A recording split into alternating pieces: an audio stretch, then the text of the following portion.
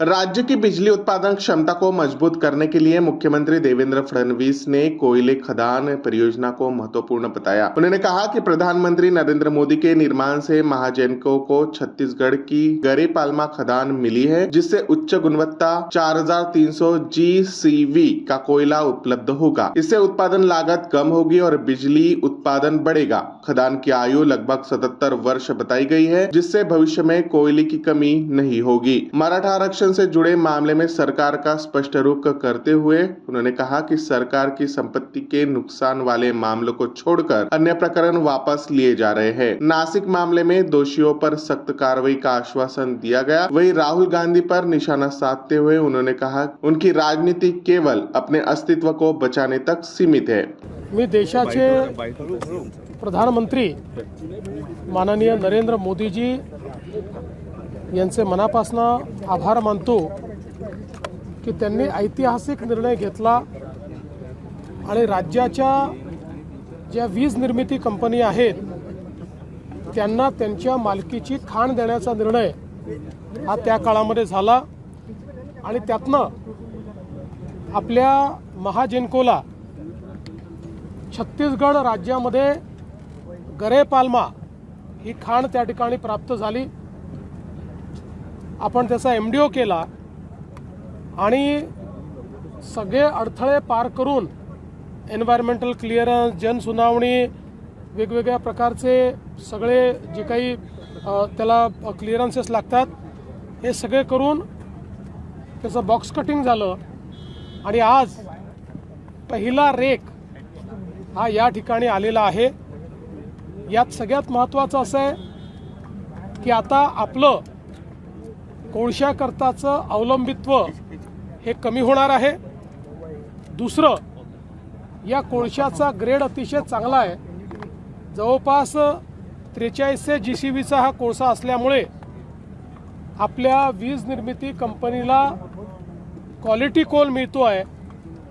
आपली वीज निर्मितीची क्षमता वाढेल आणि त्यासोबत त्याची कॉस्ट आपली कमी होईल, एन्व्हायरमेंटवर त्याचा इम्पॅक्ट कमी होईल आणि म्हणून एक व्हॅल्यू प्रपोजिशन या माध्यमातून तयार झालेलं आहे। ज्यावेळी बावनकुळे साहेब ऊर्जा मंत्री होते, मी मुख्यमंत्री होतो, त्यावेळेस आम्ही याची सुरुवात केली। जवळपास या सगळ्या याला 6-7 वर्ष लागले, 8 वर्ष लागले, पण आज आता हा कोळसा मिळाल्यानंतर या खाणीचं आयुष्य पुढचे 77 वर्ष आहे। त्यामुळे कोळशाची कुठलीही कमतरता ही आपल्याला पडणार नाही। चांगल्या क्वालिटीचा कोळसा आपल्या स्वतःच्या खाणीतनं आता आपल्या महाजेनकोला मिळणार आहे आणि म्हणून महाजेनकोचे MD राधाकृष्णन ज्यांनी स्वतः त्या ठिकाणी जाऊन हे सगळं जे लास्ट माईलचं काम आहे हे पूर्ण केलं, त्यांचं मी अभिनंदन करतो।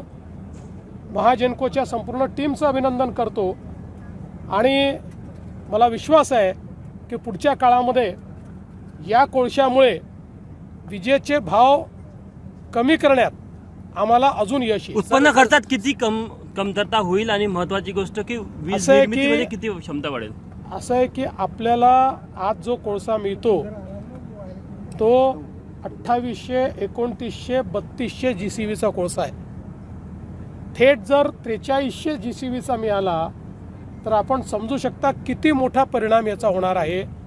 त्यामुळे जेवढा कोळसा आपण पूर्वी वापरायचो त्यापेक्षा एक प्रकारे GCV वाढल्यामुळे तुलनात्मक मोठ्या प्रमाणात वापर कमी होणार आहे कोळशाचा, त्यामुळे आपल्याला मोठा फायदा होईल। असं आहे की आता 3 महत्त्वाचे कोल गॅसिफिकेशनचे प्रोजेक्ट्स हे महाराष्ट्रामध्ये सुरू झाले आहेत। एकूण देशात 7 प्रोजेक्ट आहेत, त्यातले 3 महाराष्ट्रामध्ये आहेत।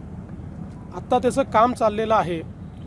हे प्रोजेक्ट्स यशस्वी झाल्यानंतर त्यातनं आपल्याला काही लर्निंग्स मिळतील। त्या लर्निंग्सच्या आधारावर इतर ठिकाणी जिथे आपल्याला कोळशाचे साठे वापरता आलेले नाहीत त्या ठिकाणी आपल्याला याच पद्धतीनं करता येईल का याची माहिती आपल्याला मिळेल आणि मग त्याचा उपयोग पुढील काळामध्ये लोड शेडिंग पासून मुक्तता। लोड शेडिंग कुठेही नाही आहे। लोड शेडिंगला पूर्ण मुक्त केलेलं आहे आणि आता तर आपण 70% शेतकऱ्यांना दिवसा पावर देणं देखील सुरू केलं. अशी कुठलीही बैठक झालेली नाही, कुठलाही गुन्हा परत घेण्याकरता कुठलाही नकार दिलेला नाही. पहिल्या दिवशीपासून स्पष्ट आहे, ज्यामध्ये शासकीय संपत्तीचा लॉस झालेला आहे ते गुन्हे परत घेता येत नाही. हे स्पष्टपणे सुप्रीम कोर्टाचे निर्देश आहेत. त्याच्या व्यतिरिक्तचे सगळे गुन्हे आम्ही परत घेतो. किंबहुना मी मागच्या काळात अधिवेशनामध्ये आकडेवारी दिली आहे की किती गुन्हे परत घेतलेले आहेत. नाशिकचा विषय मी कालच बोललेलो आहे. आम्ही त्याच्या खालपर्यंत चाललो आहे आणि त्यातनं आम्ही निश्चितपणे सगळं सत्य बाहेर काढून दोषींना कुठल्याही परिस्थितीत शासन होईल. देखिए, राहुल गांधी की लड़ाई ये केवल खुद के अस्तित्व की लड़ाई है. उनकी लड़ाई ये केवल लगातार जो उनको हार मिल रही है उसमें से अपने नेतृत्व को कैसे बचाए. और आज कांग्रेस पार्टी में अंदरूनी तरीके से बहुत बड़े पैमाने पर ये हमको जीत दिला नहीं सकते, इनको हटाया जाए, इस प्रकार का एक बहुत बड़ा माहौल तैयार हो रहा है. उस माहौल को भटकाने के लिए इस प्रकार की बात वो करते हैं.